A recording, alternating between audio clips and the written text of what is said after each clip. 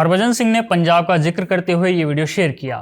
2 सिख युवा किसी ड्रग्स के चलते ज़ॉम्बी जैसे बन गए हैं, न ठीक से खड़े हो पा रहे हैं और न ही ज़मीन पर पड़े हुए हैं।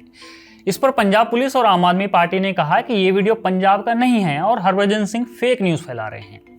अरविंद केजरीवाल ने तो सीधे ये कह दिया कि बीजेपी के कई लोगों ने कल ये झूठ एक साथ फैलाया। क्या आदेश पीएमओ से आया था? क्या पीएमओ देश में झूठ फैलाता है? चलिए ठीक है, ये वीडियो पंजाब का नहीं है, लेकिन क्या ये वीडियोस भी पंजाब के नहीं हैं? पंजाब की जवानी देख लो, अदर देख लो पंजाब की जवानी। ਆ ਵੇਖ ਲਓ ਜੀ ਮਕਬੂਲਪੁਰਾ ਜਿੱਥੇ ਗੰਦਾ ਨਾਲੇ ਦੀ ਨਾ ਬੈਕ ਸਾਈਡ ਤੇ ਸੜਕ ਬਣੀ ਆ ਹਾਲਾਤ ਆ ਸਾਡੇ ਪੰਜਾਬ ਦੇ।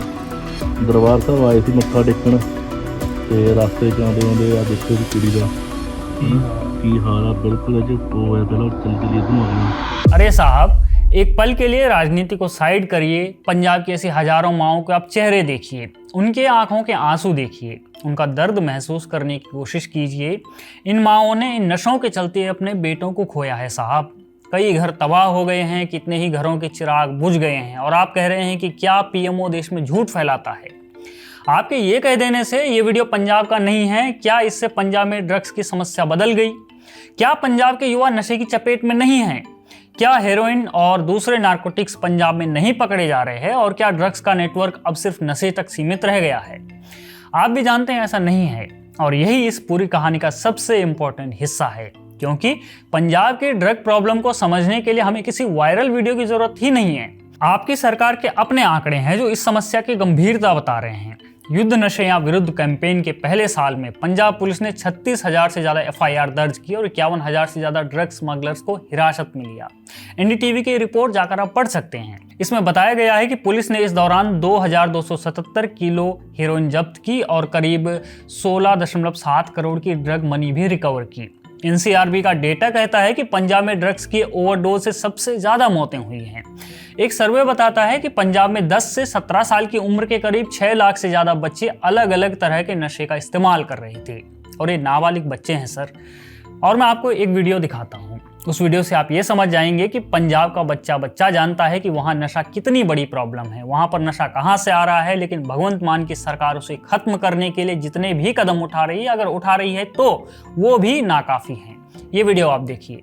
अभी पंजाब में सब बढ़िया चल रहा है, सब वधिया है जी पंजाब च, पर एक चीज वधिया नहीं है कि करप्शन बहुत हो रही है। जी भगवंत मान है जी जेड़ा वो बहुत ज्यादा करप्शन कर रहा है जी। पहली गल तो है, दूजी गल नशे, सब तो ज्यादा नशे पाकिस्तान तो नशे आंडे ने असना आंडे जी साडे इत्थे। ए सब चीज़ों नूं रोकिया जाए।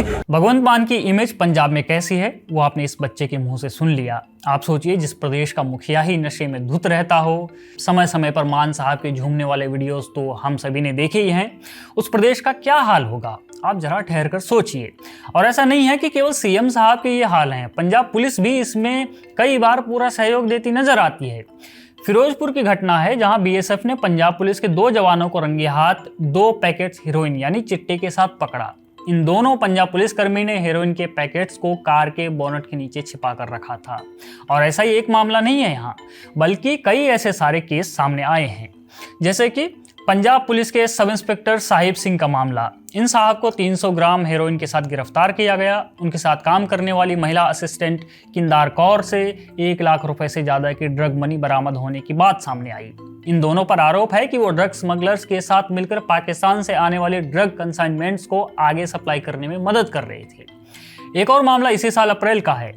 अमृतसर में SHO शशपाल सिंह को 2 किलो हेरोइन के साथ गिरफ्तार किया गया था। यानी जिस पुलिस को पंजाब को ड्रग से बचाना है, अगर उसी के लोगों पर ड्रग नेटवर्क के साथ मिली भगत के आरोप लग रहे हों, तो फिर इस नेटवर्क की जड़ें कितनी गहरी हैं आप ये सोच कर देखिए। यहाँ पाकिस्तान से जो नशा आ रहा है उससे तो बॉर्डर पर BSF लड़ ही रही है, लेकिन भीतर कौन लड़ाई लड़ेगा? उस नेटवर्क से कौन लड़ेगा जो पंजाब की गलियों तक ड्रग्स पहुंचा रहे हैं? जिस प्रदेश का मुखिया नशेड़ी हो, पुलिस ड्रग्स बेच रही हो, वहाँ के युवा किस हाल में होंगे? कौन उनकी सुध ले रहा होगा? और आप कह रहे हैं कि पीएमओ देश में झूठ फैलाता है। सच ये है कि पंजाब का इस समय वही हाल है कि इस मुल्क ने हर शख्स को जो काम था सौंपा, उस शख्स ने उस काम की माचिस जला के छोड़ दी। यहाँ समस्या सिर्फ नशेड़ी और डीलर्स तक सीमित नहीं है।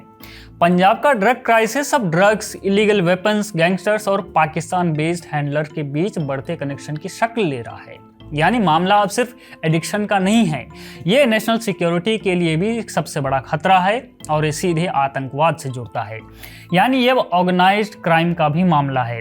ड्रग से पैसा आता है, उस पैसे से क्रिमिनल नेटवर्क्स मजबूत होते हैं। इन नेटवर्क्स का कनेक्शन वेपन्स और गैंगस्टर्स से जुड़ता है और बॉर्डर के रास्ते आने वाले नारकोटिक्स और हथियार इस पूरे इकोसिस्टम को और कॉम्प्लेक्स बना देते हैं। इसलिए पंजाब के लिए सवाल अब सिर्फ ये नहीं है कि कितने लोग ड्रग्स ले रहे हैं, सवाल ये है कि ड्रग्स ने पंजाब में कैसे पूरी क्रिमिनल इकोनॉमी तैयार कर दी है। और यहीं से कहानी और गंभीर हो जाती है, क्योंकि किसी भी सोसाइटी में ड्रग्स का सबसे पहला नुकसान दिखाई देता है उसके यूथ पर। एक युवा जो एडिक्शन में जाता है वो सिर्फ अपना हेल्थ खराब नहीं कर रहा है, उसकी एजुकेशन प्रभावित होती है, उसकी एम्प्लॉयबिलिटी प्रभावित होती है, उसकी प्रोडक्टिविटी कम होती है, उसके परिवार की इनकम पर असर पड़ता है। और अगर यही चीज़ हजारों लाखों युवाओं तक पहुंच जाए तो ये सिर्फ पब्लिक हेल्थ क्राइसिस नहीं रहता, ये इकोनॉमिक प्रॉब्लम बन जाता है। क्योंकि किसी भी इकोनॉमी की सबसे बड़ी कैपिटल आखिर क्या है? उसके लोग। और अगर वर्किंग एज पॉपुलेशन का एक हिस्सा प्रोडक्टिव इकोनॉमी से बाहर जा रहा है तो उसका इकोनॉमिक कॉस्ट बहुत बड़ा होगा। यहीं से पंजाब की कहानी को सिर्फ ड्रग्स की कहानी मानना अधूरा हो जाता है, क्योंकि पंजाब की इकोनॉमी खुद कई स्ट्रक्चरल प्रॉब्लम से जूझ रही है। 2025-26 में पंजाब की अर्थव्यवस्था के करीब 6.1% बढ़ने का अनुमान है। अब इसकी तुलना पूरे देश से कीजिए।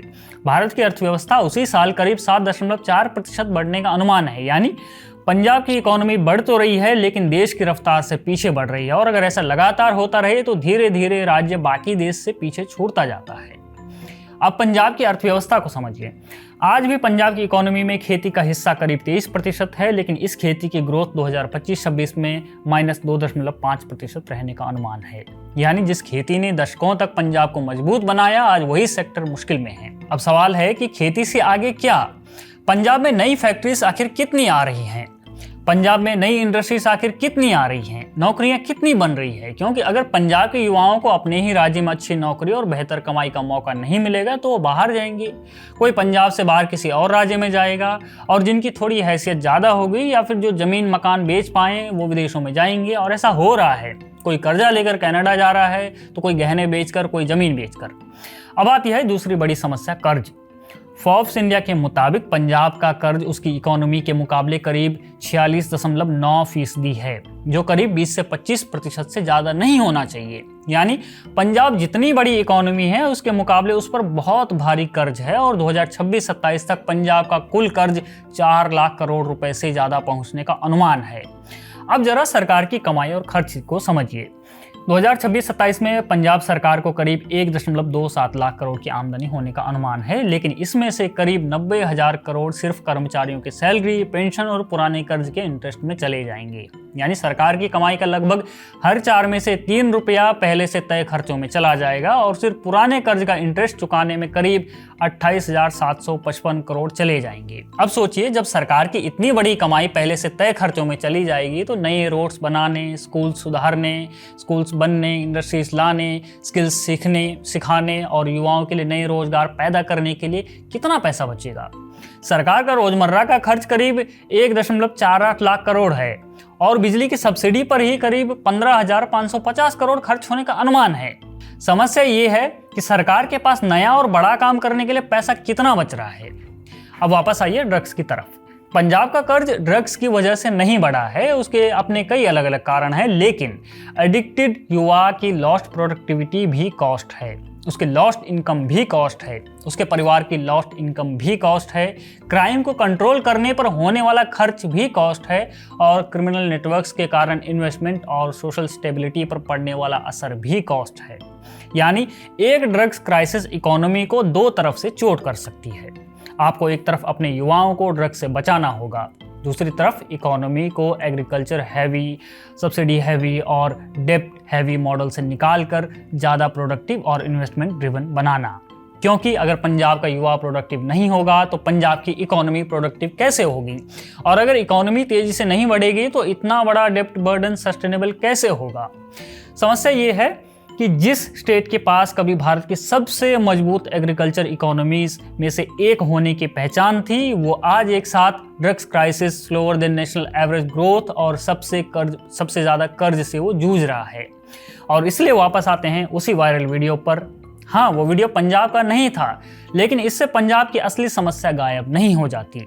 अरविंद केजरीवाल को, आम आदमी पार्टी को अगर फैक्ट चेक करना ही है तो उन्हें करना चाहिए अपनी नीतियों का और अपनी पंजाब सरकार का फैक्ट चेक करना चाहिए कि कैसे उन्होंने रंगला पंजाब का सपना दिखाकर पंजाब को नशे और कर्ज के गड्ढे में धकेल दिया है। आपका इस पर क्या कहना है, हमें कमेंट बॉक्स में जरूर बताएं। बने रहिए हमारे साथ, देखते रहिए ऑप इंडिया।